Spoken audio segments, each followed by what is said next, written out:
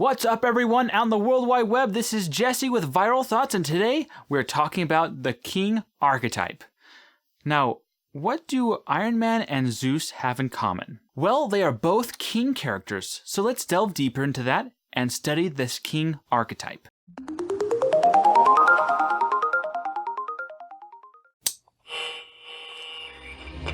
From the skies above Mount Olympus, Zeus, the king of the Greek gods, looks down on his mortal subjects, reveling in his power over them. He hurls his lightning bolt down on anyone who dares disturb his domain. There is an archetypal family in literature and movies that coordinates with the Greek gods. Zeus represents the king archetype character in our modern stories. The king stands at the head of the godly family, proud and powerful. He cares little for the sensitive emotions of others and will dismiss emotions as weakness. Iron Man fits into this archetype perfectly.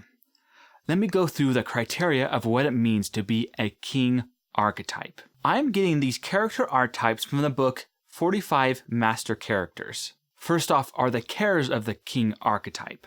He has distinct cares. First, the king wants and needs someone to rule. And we see this with Iron Man, as he was basically the head of the Avengers. The second care.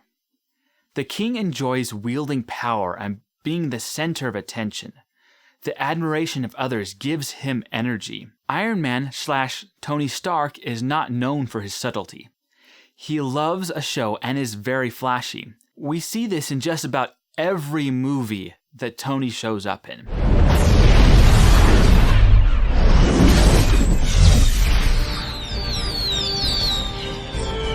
For your consideration, the Jericho.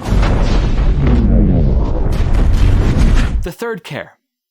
The king cares about his subjects, often bestowing gifts and money to them rather than expressions of emotion.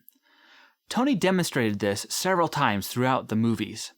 In Captain America: Civil War, Tony donates a massive amount of money to people and their science projects.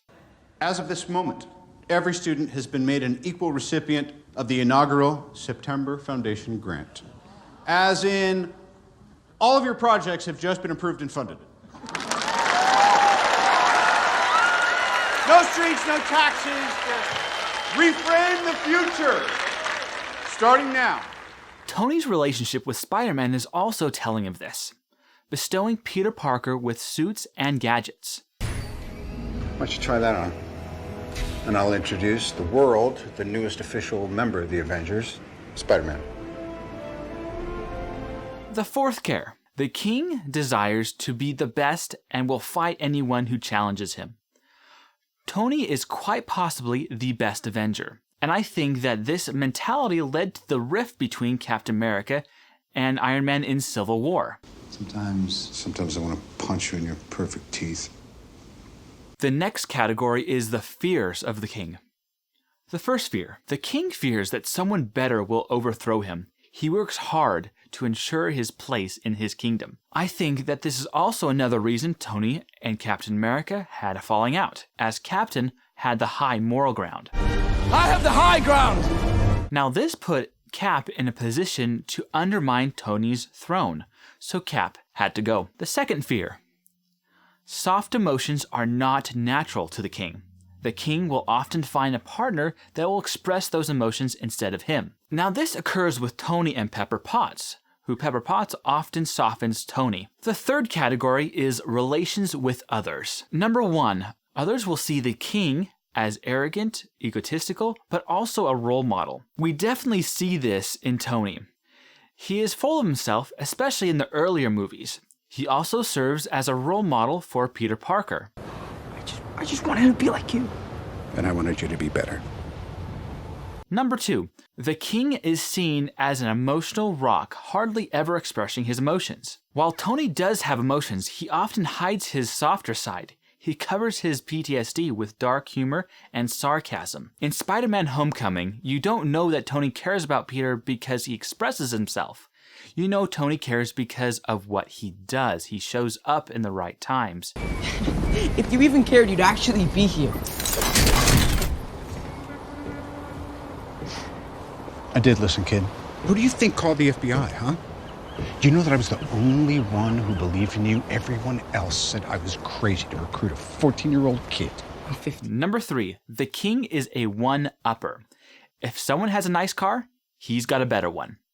We don't see Tony do this a whole lot, but not every character will fit perfectly into their archetype, though Tony is extremely rich. The king archetype is about being the one in power, and they are going to fight for that power so they can have control over their domain.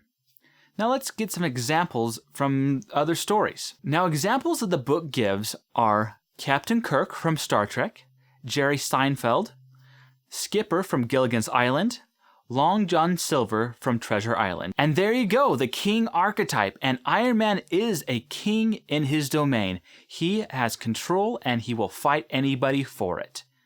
Thanks for watching. Subscribe. The only way I know if you like my video is if you like it. So press the button, let me know. Now remember, it's not what you watch, but how you watch it that makes you a scholar.